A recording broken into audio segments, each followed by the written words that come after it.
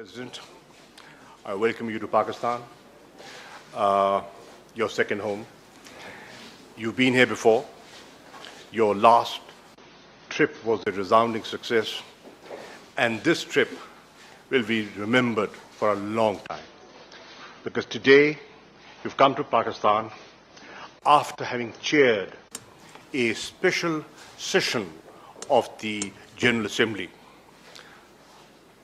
Unusual times, lingering COVID-19 pandemic in New York,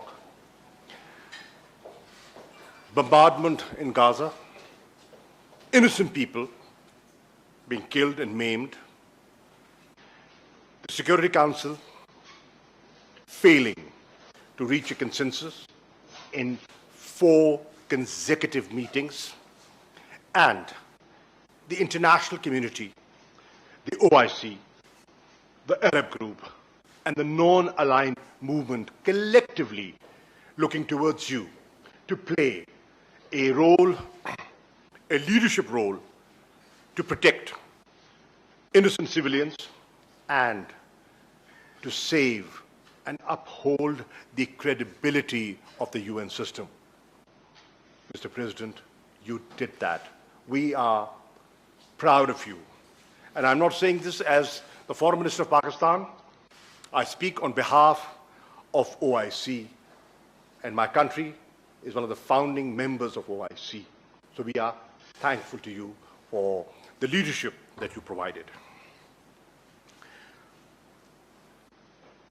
When the President decided to convene this special session, he was of the view that we'll start at 10 and we'll close at 1.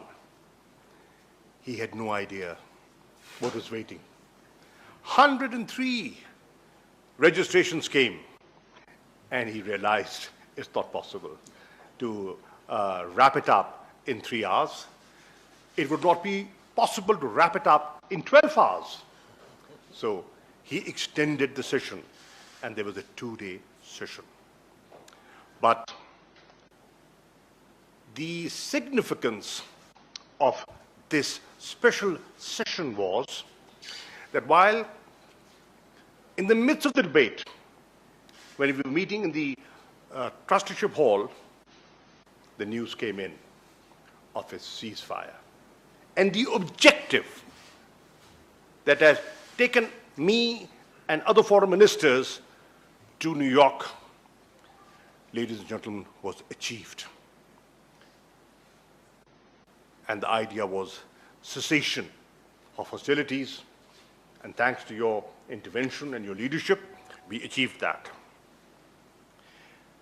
And another unusual step of a tall man in intellect,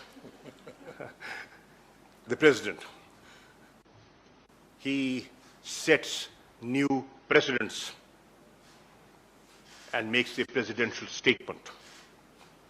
Normally they don't, but you did. Normally there's no podium set up by the UN for foreign ministers like myself to go and address the press at the UN, at the General Assembly.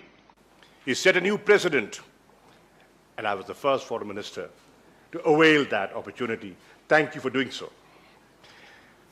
I also had the pleasure of meeting, besides the President, the Secretary General of the UN. He also made an opening statement on this evolving crisis, and I must thank him for his contribution.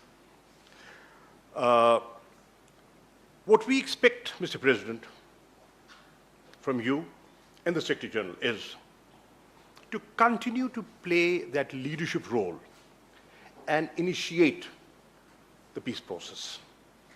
What we've achieved is the first milestone. But what we need, and the nation and the Ummah is looking up to, is a revival of the peace process. Because this is a simmering issue. the fire has not yet been fully extinguished. Please play your role to extinguish the fires. And the only way this fire will be extinguished is through dialogue, an understanding of peaceful coexistence, and a two-state solution in accordance with the UN Security Council resolutions. And to ensure, play your role to ensure that timely humanitarian assistance is provided to the Palestinians and those affected in this, under this aggression. I intend to get in touch with the Egyptian Foreign Minister, and I also want to acknowledge the constructive role played by Egypt, the leadership, President Sisi, and yesterday, last night, Prime Minister Imran Khan had a very good conversation with President Sisi.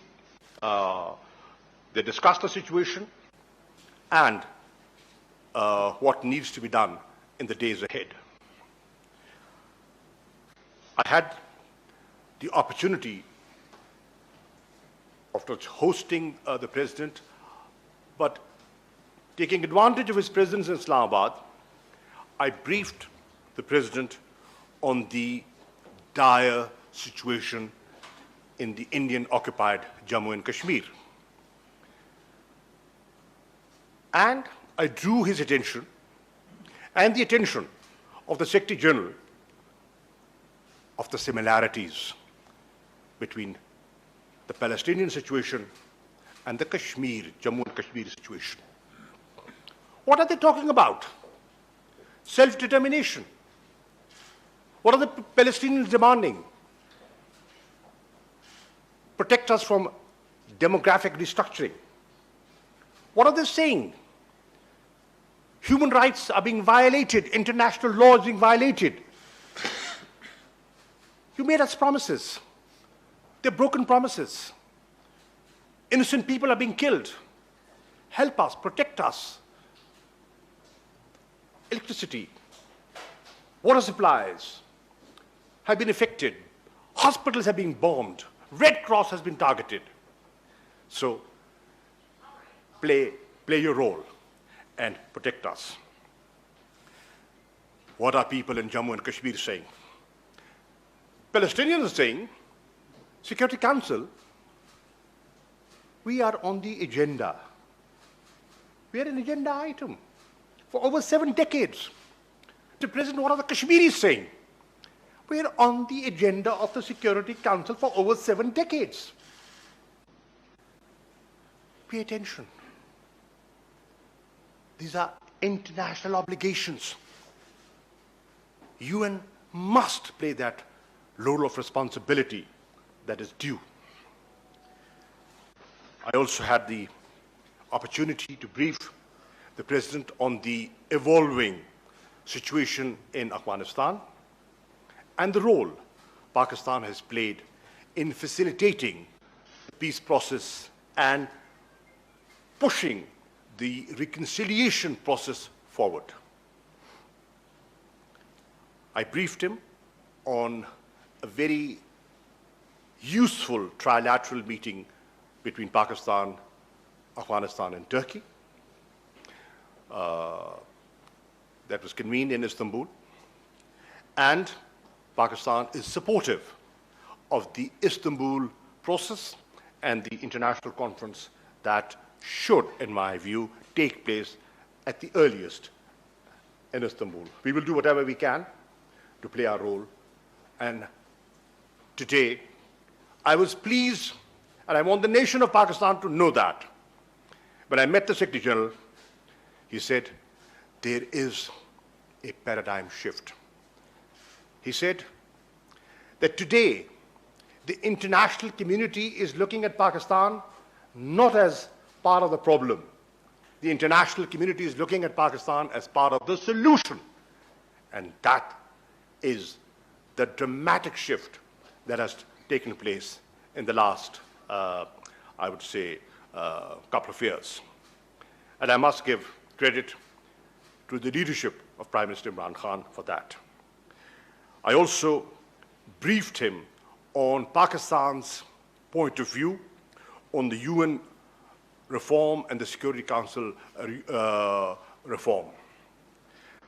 And also the initiative of the Prime Minister for debt restructuring,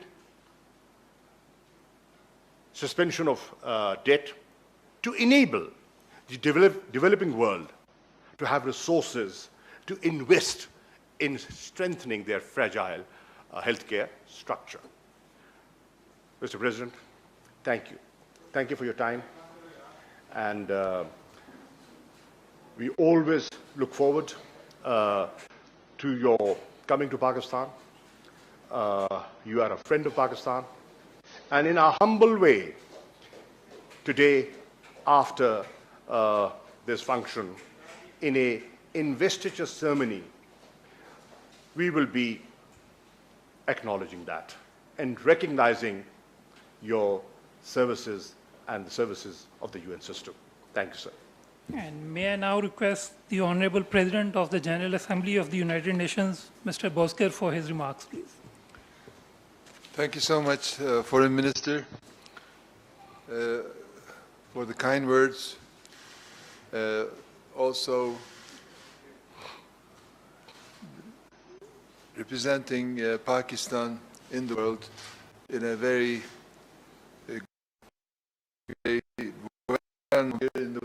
platform, and witness that in this last meeting for Palestine, your leadership was very much important. We started with a dinner before the meeting, and you have invited the ministers to a meeting. And I think that was the crucial point, and where a decisive mood among ministers was established. And so the meeting really went smoothly and to the point and with a success. And I appreciate your leadership in that respect. Of course, in politics, sometimes 5 years is too short, and sometimes 2 days is too long. In this, we captured the momentum. We captured the eye of the storm. And when the political structure is ready for something, nothing can stop it. The wave of the politics can solve every problem. Here, if the ministers didn't come to New York and connected virtually, we wouldn't have got the result. But so the minister, one flew 40 hours, one flew 30 hours, one flew hours. They all took the burden to come there, and this is politics, and which was for the result. On my behalf, as the President of the General Assembly, I'm impartial. I have a duty to be impartial. But of course, impartiality can be defined also. For a case like Palestine, I don't think any PGA can stay impartial. So my definition is to help the people, to solve problems, to be fair and just, and that's, I think, impartiality. So I think the constitution in the Palestinian issue is a swift return to negotiations, as the minister also mentioned, with the goal of ending occupation, addressing all the final status, including the status of Jerusalem, and achieving two independent, sovereign, viable states, Israel and Palestine, living side by side in peace and security and mutual recognition within recognized borders on the basis of pre-1967 lines, with Jerusalem as the capital of both states. I started saying that this is the constitution of the negotiations. This is the bottom line. Without this, we can't achieve. So I think the first step was this meeting. Ceasefire was the result. It cannot be the end. So from here, we must use this political wind to also continue using our strength in the General Assembly to force the Security Council and also to force the Secretary General, which has an obligation to also look to the Security Council's success stories and the General Assembly's success stories. If there is one success story, it's enough. If there's two success stories, even better than enough. So I think we have a lot to do, but we also have a big room for maneuver.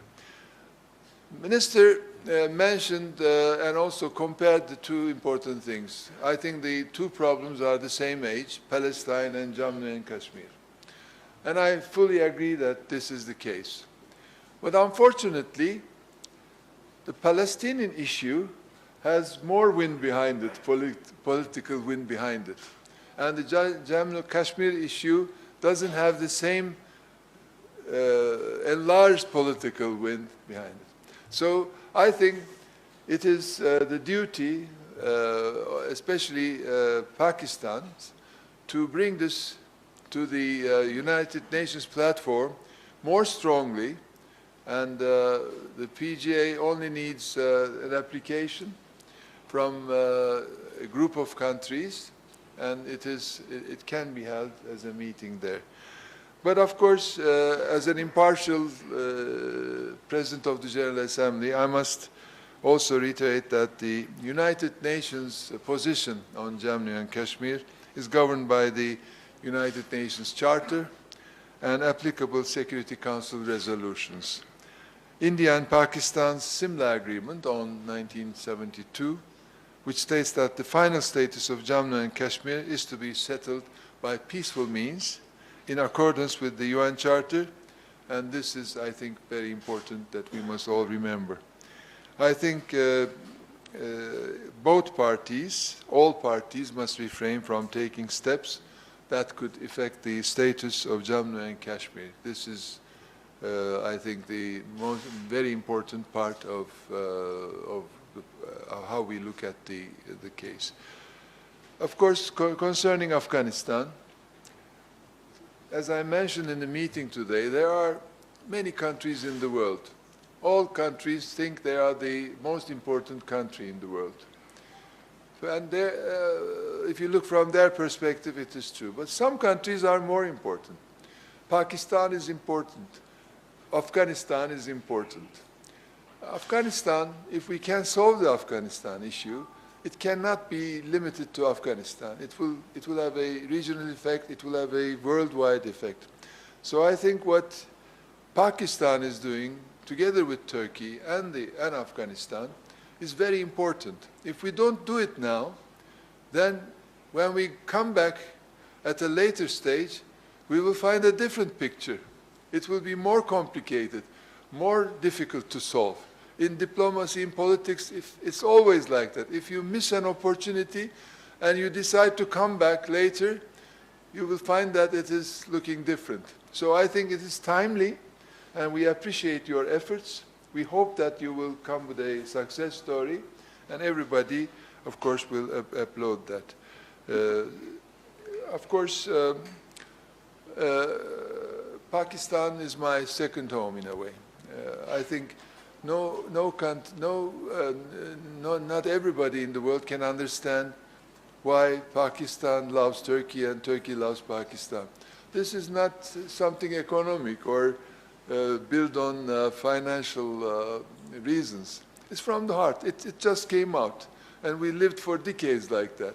So as a president from Turkey, I have an obligation, I thought I had an obligation, to come before taking office, and also while I'm the president, to visit this beautiful country. And I just, my mask is today green, and my tie is green, just to, I shouldn't let that go unrecognized. And also, I'm really honored for tonight's ceremony, which I will accept it on behalf of the United Nations, And it is showing that United Nations and Pakistan are working together. Pakistan is honoring the United Nations, and through the President of the General Assembly, I think it's a very important message that will be given, and it will be an honor which I will carry throughout my life. I thank the government and also the President for choosing me for that honor. Of course, the Prime Minister's charisma and widespread sympathy in the world is important for Pakistan. I think what he's doing with the tree plantation programs, putting into effect the difficulties countries are facing vis-à-vis the debt issues, and also dealing with COVID in this country comparatively much better than many other countries is remarkable. And I think reaching 10 billion trees in some years' time is a very ambitious looking but very correct project. Why Islamabad is so green and why Islamabad is impressing everybody coming here is because these type of decisions are taken. And we have the Pakistani permanent representative, Ambassador Minur Akram, as the president of the ECOSOC. He's doing a great job there. And many of these issues are dealt in the ECOSOC platforms. And he has finalized or finalizing his tenure with a lot of important issues. And one is this one. I think the problem is for some countries not debt postponement, but debt elimination completely. If a country cannot pay, what's the use of postponing it? So we will have an LLDC SITS conference with the ECOSOC president before the summer. We will have one for youth, one for the middle-income countries. So these are all, I think, and we will be very happy to see Minister yourself or the Prime Minister coming to New York to honor us and give some political perspective to these important issues. Thank you so much for giving this possibility, and I wish you all the best yourself and to Pakistan as a whole. Long live Pakistan. Thank you, sir. Thank you very much, Mr. President. We can now take some questions. I would request if you could kindly introduce yourself, your news outlet, and also indicate whom your question is addressed to. Adil Bashir.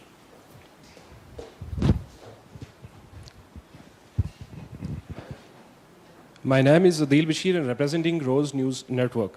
I have a question from Mr. President UNGA, High Excellency Volkan Bozkir. How does UN see the Kashmir dispute in line with relevant UN resolutions? Sorry. How does UN see the Kashmir dispute in line with relevant UN resolutions?